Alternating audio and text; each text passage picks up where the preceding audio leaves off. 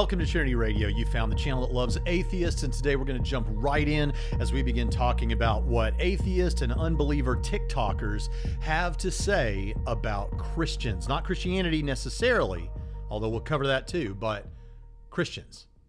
Mary, hi. Yeah, I couldn't help but overhear you saying that Jesus was the reason for the season. And listen, I know you have your beliefs.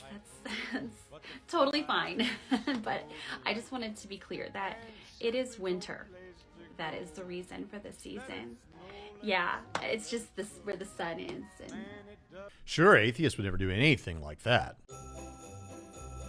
Wait, whoops. I'm not religious at all. I'm an atheist. But I take no issue with people who practice religion. I was raised Christian, so I have a soft spot in my heart for especially disliking Christianity. And here's why. They preach love and having a loving God, yet they're the most unaccepting, unloving people I've ever met. So many of them. Not all of them, obviously, that goes without saying, but so many of them. And in fact, a lot of them hate certain people, like the gays and theys. And all I know is, if your religion makes you hate somebody, you need to pick a different fucking religion. So Christians hate certain kinds of people and we're unaccepting. I can certainly agree with you that on my terms, there certainly are some Christians, and at least some people claiming to be Christians, who do hate other people and aren't very accepting. The problem is, I don't know what you mean by that.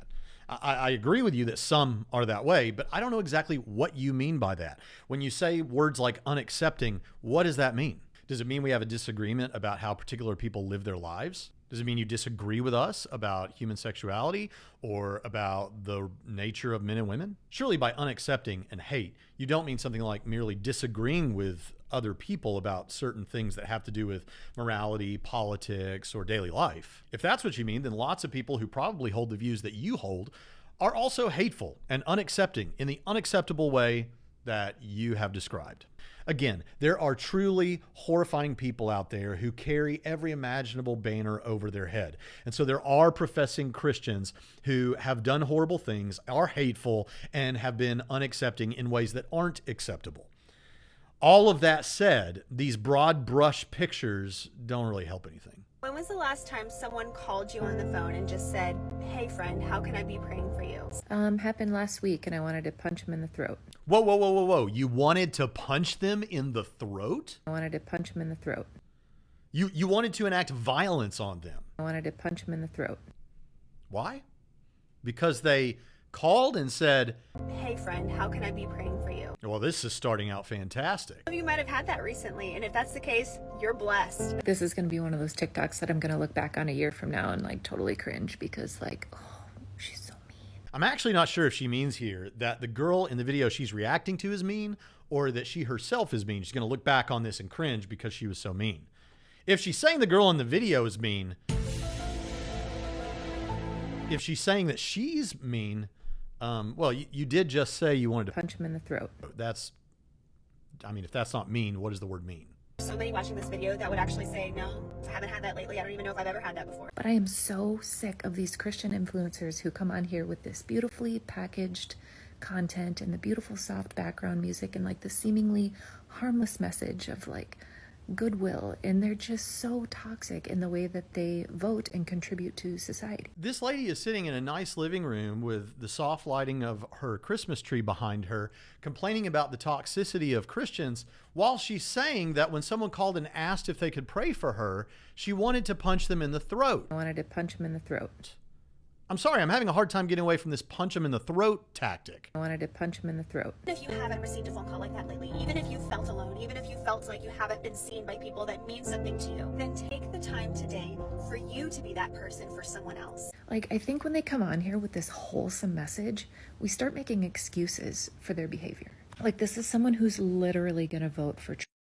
Like the other day, I got a phone call from Christian Healthcare Ministries who helped share some of our eligible healthcare costs for my son whenever he broke his arm. And they called simply to say, "We know your son broke his arm, and can we keep praying for him?" Show me one of these Christian women who hasn't told someone they should try to pray the gay away. I agree that the phrase "pray the gay away" is a cringe cliche, and it is a simplistic explanation for something that is complex. I agree with that.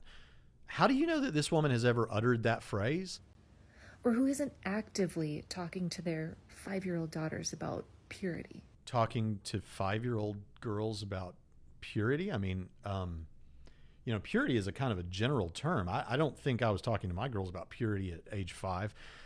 That's more something that as you approach, get to puberty and those kind of things and certain influences are around, you talk about purity. Yeah, when they're able to understand that and stuff. Now, I do know of some people around the country who would like very young children to have access to sexually explicit materials, like in public school libraries. I know about that. But to the extent that there are parents who are telling 5-year-olds, hey, we want you to be pure before the Lord Jesus, and appropriate how they talk to that child as they get older, I think that is fabulous. I clap my hands and agree to that 100%. That doesn't mean I agree with everything about purity culture. Even though his little arm has been healed for a while, it's still meant so much. It is very easy for our human and fleshly heart to hold resentment or to have these expectations of people reaching out to us all the time whenever we're in need. These women are all in a lipstick pyramid scheme. Christians are so mean, aren't they? Okay, we've seen enough of that. So what we've got here is, on the one hand, somebody who is trying to be positive, offer encouragement, offer some advice to other people, encouraging people to pray for others, reach out to others. And we have someone else who says, when people call and ask me like that, I want to punch them in the throat. And then a number of snarky, unkind, denigrating sort of. Now, I want to say at this point that I'm glad to say, and I'm glad that most of you probably know, that not all atheists are like this. Not all unbelievers are like this. And that's important to point out. And there are also Christians who are jerks. I have already mentioned that, talked about that in this episode. Okay, so now admittedly that was pretty rough, but she didn't say she hated Christians. And I mean, that's important, right? And surely no one would ever openly defend the hatred of Christians themselves. Why it's become socially acceptable and encouraged to hate Christians. I know Christians thrive on their persecution, victim mentality, but please educate yourself. Christians are hated solely in the fact that they're hypocrites. They don't practice what they preach. They don't live Christ-like lives. They don't act like Christians. They don't know their histories. They don't know their theologies. They don't grasp that people are upset and hate them because their religion that they practice is an appropriation off of another religion and other cultures. Every practice and everything they do is stolen. And then they turn around and condemn and demonize those cultures and those religions they stole from. And then, on top of it all, they hide behind their God to justify their hatred and bigotry. And it's gross. And it needs to stop. It's gross. So we're told here, she doesn't say she hates Christians, but she says the reason that Christians are hated, and then she defends the reasons and the positions. So we're hated because of cultural appropriation, hypocrisy, and because we don't live like Jesus. Now, before we respond to these, I just want to say that what is happening here is a defense or the reasons people hate Christians. These are reasonable. This is a reasonable position to hate Christians because of these criticisms. All right. And the criticisms are hypocrisy, not knowing your theology, appropriation of, I guess, other people's cultures and religions and things. We stole all of that. And we're not like Jesus. Okay. Well, I agree with you that we're not like Jesus in the way we should be. Not any Christian is like Jesus in the way he should be. Christians should be trying to get like Jesus. As I said in just the last episode, the Christian life, because we're imperfect, it should be a trend to becoming more like Jesus, but we won't get there. It could be 3 steps forward, 2 steps back, 10 steps forward and 5 steps back. But there should be a general trend to becoming more and more like Jesus, like I said in the last episode. One of the principal ideas within our faith is that we know we will mess up. All have sinned and fallen short of the glory of God. Romans 3:23. And while some of you may be saying, I don't care what the Bible says, we're explaining to you how we see all of this. And we see ourselves as imperfect. We see ourselves as not living up to Jesus' standard and wanting to get there and trying to get there, knowing that we won't ever completely get there. But if you shoot for excellence, you'll get a lot closer to it than if you don't shoot for excellence at all. Now, to the extent that it seems like people who are claiming to be Christians aren't even trying to be Christians, aren't even trying to be like Jesus, which at base is what it must mean to be a Christian, is to want to be like Jesus, to follow Jesus. If someone isn't even trying to do that, I still don't think they should be hated. But I will say that the criticism is a fair one. And as for hypocrisy, I always find this interesting too.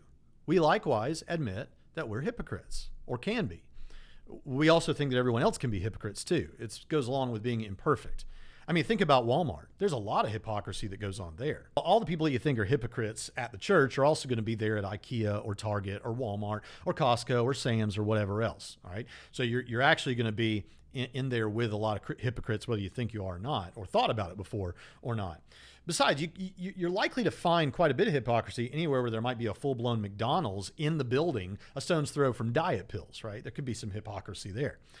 The point is there's a lot of hypocrisy that happens all over the place, and Christians admit that we can be hypocrites. We aren't striving toward that, but it can happen.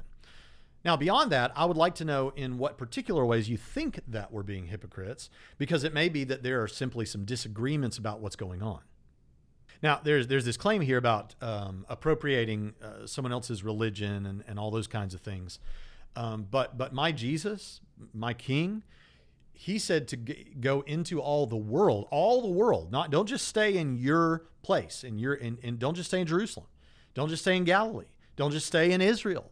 Go into all the world and preach the gospel to every creature. Okay, go into all the world and preach the gospel to every creature. So the progenitor of my religion said that this was to be an international religion. But with all of that said, I just find it fascinating that we're openly talking about the good reasons why people hate Christians. Here's a thought experiment. What do you think would happen if you took any other of the major world religions that are included in courses and textbooks on major world religions? What if you tried to make it socially acceptable to, or you spoke as though there are good reasons for hating those other religions, or the people, not the religions, the people in the other religions? Do you think that would go over well? Now, sometimes it's common for people on TikTok, YouTube, and elsewhere to say that we Christians should be more like Jesus. Other times they'll say that Jesus' teachings are evil too. But they'll say we should be more like Jesus. But then what do I do if I run into somebody like this? Jesus Christ never existed and doesn't exist. You know what that means? Time for a musical montage. There is no scholar in any college or university in the Western world who doubts that Jesus existed. And today I'm going to be presenting my argument for why Jesus probably didn't exist. So first, what exactly is mythicism? Mythicism is the hypothesis that Jesus did not exist in history.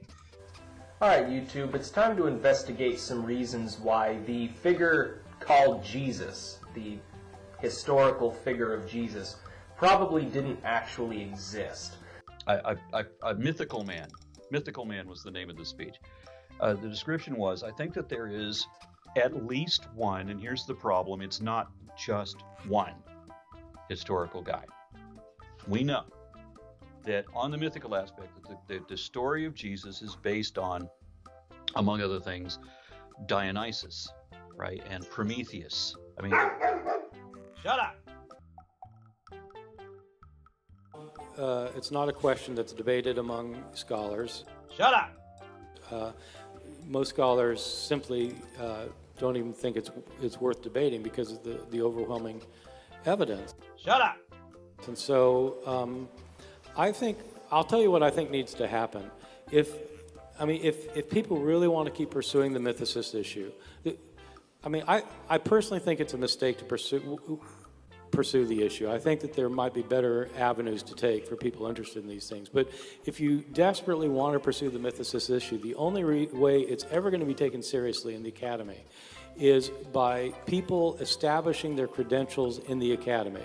It is not, I know in the crowds you all run around with, it's commonly thought that Jesus did not exist. Let me tell you, once you get outside of your conclave, there's nobody this is not even an issue for scholars of antiquity. It is not an issue for scholars. There is no scholar in any college or university in the Western world who teaches classics, ancient history, New Testament, early Christianity, any related field who doubts that Jesus existed. I want to now respond to a TikTok from someone who's shown up here recently 2 or 3 times. Often people raise this issue about original sin. And I've responded to that a couple of times. I'll make it real brief when I respond here. But I want you to notice what the implication is of what's being said here.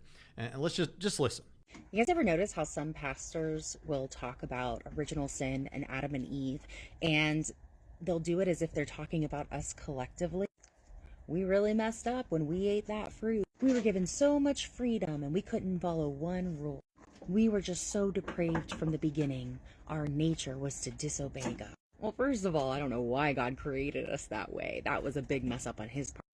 The teaching is not that you were depraved prior to the fall. The teaching is that you're depraved after the fall. The teaching prior to the fall is simply that God gave man free will. And the reason God gave man free will, in my opinion, is because it's only by giving real, genuine freedom where people can choose to love you or reject you, to obey or disobey in the case of God, that you get real sacrifice. I could eat this tree, but I'm foregoing that because of my obedience to God. I'm giving of myself something that I could have for someone else. Now, we've talked about that quite a bit, but notice what comes next. But second of all, we didn't do anything. I wasn't there. I wasn't born. In fact, because of what they did, allegedly, God cursed them and all of their descendants so that their descendants wouldn't have any option but to be born into a sinful nature. Meaning I didn't have the option to be good from the beginning. I was born a sinner. And that was a curse placed on me for the crime of someone else.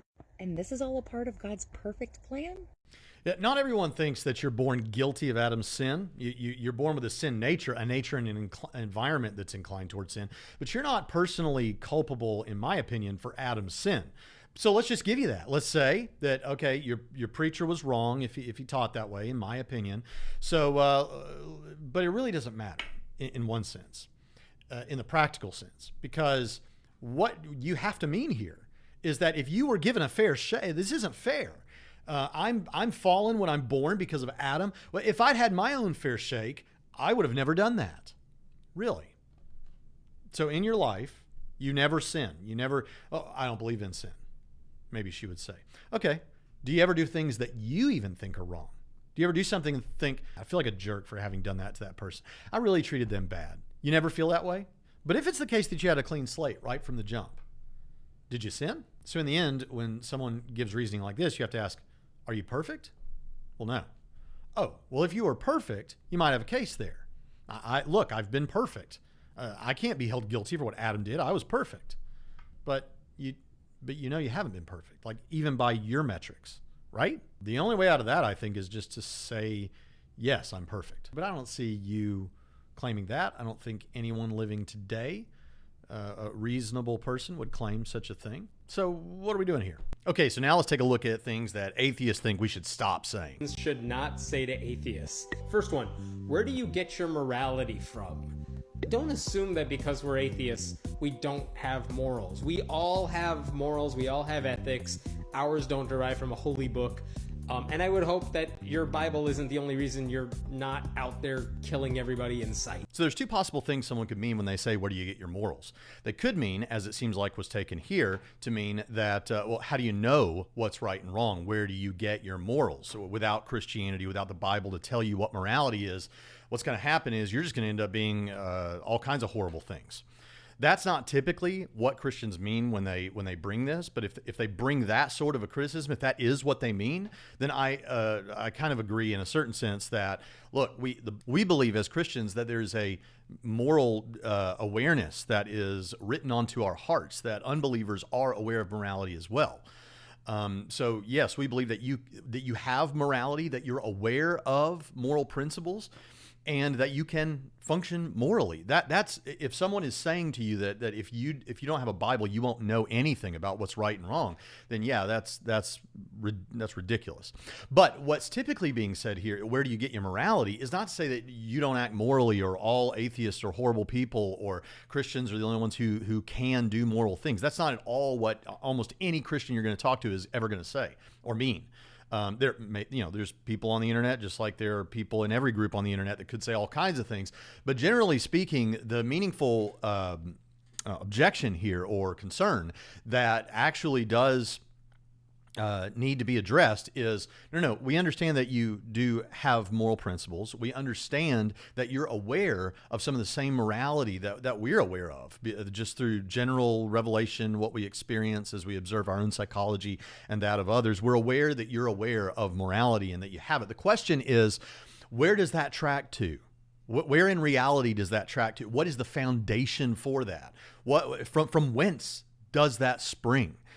Because if you can't give me an account that it's some sort of non-natural moral realism or some kind of Platonic sort of idea, if you can't give me something like that, we're going to be really concerned about the meta-ethics going on here and what you're doing in a meta sense, because you're going to want to take those same, it could be, by the way, why it comes up when you're in discussion with Christians, is because they're going to take your words to imply that you think that the moral concerns you have as an atheist for, say, the way Christians function or the way Christians vote or things that people do, it's going to sound like you think that there is some overarching, high-level, transcendental moral foundation that you can appeal to and then expect us to live accordingly. So they're actually getting at a much deeper, not so surfacey sort of a thing. They're getting at the deeper question of, from whence does that morality spring? Not, are you aware of morality? We believe you have morality. We want you to tell us where you think the foundation for that lies. That's, of course, the concern. Do you not believe in anything? Your life must be so empty. It's like, no, I don't believe in God. I believe in plenty of other things, and there's a lot of other things that give my life meaning. Whether it's friends, family, teaching, the kids I work with on a regular basis, talking about atheism and writing about it, which means a lot to me, and I hope it means a lot to the people watching this or reading the website too. But all the atheists I know have plenty in their life that gives them meaning. Yeah, so once again, if someone is saying that you can't experience meaning in your life, then that's false. That's not a good way to go about this. Again, what they probably mean, I guess the more sophisticated way of talking about this is to say, okay, you have, from what you've just said, you have some sort of an existential atheist, Sardian kind of meaning that you kind of determine for yourself. And that's popular right now. Neil deGrasse Tyson has said things like that, done videos on that, hey, you make up your own meaning. And I like music and I like writing about atheism, so I'll just do that and that'll be my meaning. And I agree that you derive fulfillment, you derive some sense of self-ascribed purpose from that. And I also agree that as an atheist, as a naturalistic atheist, that may be all you have access to.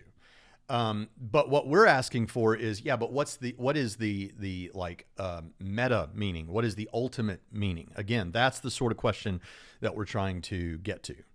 Why are you mad at God? Because apparently if I don't believe in God, I must have this deep hatred, and I wake up every morning and I curse the sky. Atheists don't hate God. Atheists don't believe in God.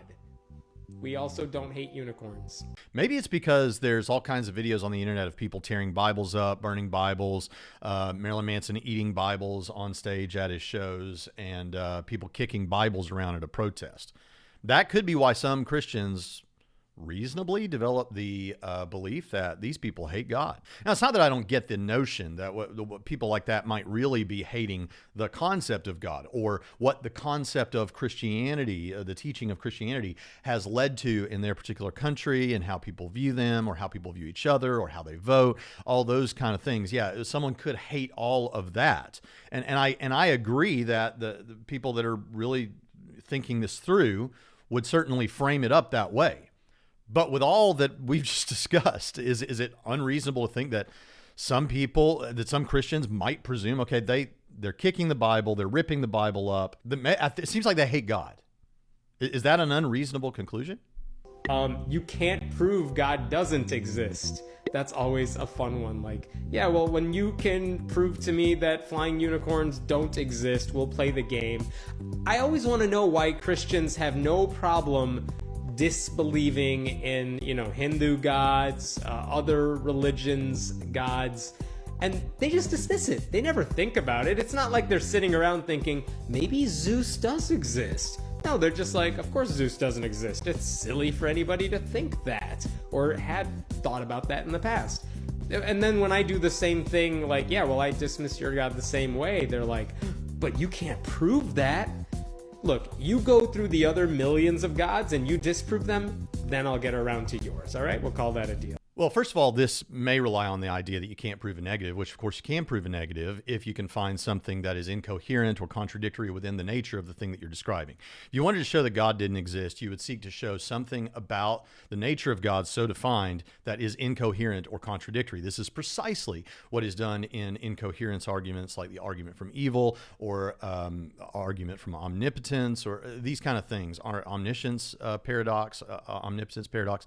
These are all attempts to show that there is something contradictory in the nature of the being so defined by Christians and other theists such that it demonstrates this kind of being at least cannot exist. So in principle, you could do something like that. And that is exactly what people try to do with the problem of evil, arguments from evil. And if you thought those were successful, I would expect you to point to them, and maybe you do elsewhere. But here, you're just telling me, well, it's just like we don't believe in Hinduism. And this goes back to something else that's going to be discussed or has been discussed in this video. And that is that people throw out these religions as if they all have the same evidentiary appeal, and they simply don't. Make your case for Hinduism. Make your case for Islam. Make your case for Zeus. But understand that Zeus isn't even on the table. Zeus is not supposed to be the creator of all space and time, the creator of the cosmos. So this doesn't really have, I don't think, the traction that you think it does, but we don't think of these other religions as exactly the same as Christianity. I understand you do, or in terms of the evidence or something like that, or at least that's how it sounds. But we actually don't think that. We think there is evidence that is good enough that we think it's reasonable to conclude Christianity in the face of other religions. It's not like the existence of other religions itself and that I don't believe in them means I shouldn't believe in Christianity. I literally don't understand why people don't listen to at least what the Christian apologists say about this and go, okay, well, it sounds like that's not good. They need evidence. They want evidence, or they want to hear the evidence for these other religions or what's wrong with Christianity. The fact that there are other religions is, okay, I would expect there would be other religions. Next one. What if you're wrong? What if I'm wrong? Nothing's gonna happen if I'm wrong. If I'm wrong, then basically what you're assuming is that God is gonna punish me for asking honest questions and trying to, search this stuff for myself and ending up at the conclusion that he didn't like. Why would God be mad at me for actually doing some research instead of just sitting around and going to church a couple times a week and acting like I really care? I mean, hey, I wouldn't do it, but you can try to have that conversation with God when you meet him. But in my opinion, the idea was, what if you're wrong? So what if you're wrong? You're saying if I'm wrong, nothing's going to happen. Yeah, but what if you're wrong, right? What if you're wrong about the way you're thinking about how God should think about this, right? What if you're wrong was the question. Now let's get some comments. Okay, this comment comes from a TikTok I released this week on the statement, extraordinary claims require extraordinary evidence. And this person says, think of it this way. What kind of evidence would you need to denounce Christianity and become Hindu? That is what that saying means. If you want to destroy, then replace someone's understanding of reality, you have to bring a large amount of irrefutable evidence. Okay, so this is the sort of thing actually that we saw in first century Palestine. In fact, it's one of the things that N.T. Wright uses to argue for the historical reality of the resurrection. Because what happened was these mostly Jewish people, began worshiping a different way. They ultimately worshiped on a different day of the week. The way that they worshiped, the way they practiced their religion changed. And this is, and I agree with you that some really powerful evidence. Probably they saw the risen Jesus. And this is why they become believers. Now, with Hindu, I actually don't require that much. With Hinduism, the first step would be, if you want me to believe that Hinduism is true, Christianity is an exclusivist religion. Now, that sounds like unkind or something. It's not. It just means that Jesus is the only way. And so Christianity's exclusivism is at odds with other religions. And so you would have to shoot down the resurrection. You can't just incorporate Christianity. You would have to shoot down those aspects of the document. And really, you'd have to shoot down the resurrection of Jesus just to get started, because that's the principal evidential reason that I accept Christianity. So you'd have to shoot that down and replace something in its place. I think people sometimes just think that what we mean, and there's some other things like this. People saying, like Uber Scheiser says, is the Muslim hell, in another video where I was talking about hell, is the Muslim hell a possible threat? Why am I not concerned about the Muslim hell? It's as if when we're talking about Christianity and its evidences, people think they can just say, yeah, but other religions make claims too, and you don't believe them. Well, sure, all kinds of people make claims. The question is, what is the evidence to support those claims? And not all evidence is the same. I think that Islam is evidentially bankrupt. I think Christianity is rich with resources for its defense. So what would it take to convince me to be a Hindu? Well, first you'd have to show me that the resurrection didn't happen, or that I have no good reason to believe that the resurrection happened. And as for this, is the Muslim hell a possible threat? I actually responded in the comments, it would be if there were good evidence for Islam. Go ahead and make the case so that we can compare. So if someone makes the case, we'll talk about the case. But often people will just say it, well, I don't believe in Christianity, but you don't believe in Islam. Why don't you believe in Islam? I actually could talk to you about it, but what's the case for Islam, right? What's the case for Hinduism? Trevor James Music says, another great vid. I really have no idea why this channel hasn't blown up yet. That makes 3 of us. At least in the world of Christian apologetics anyway, but please keep it up. God bless you guys. I really appreciate that.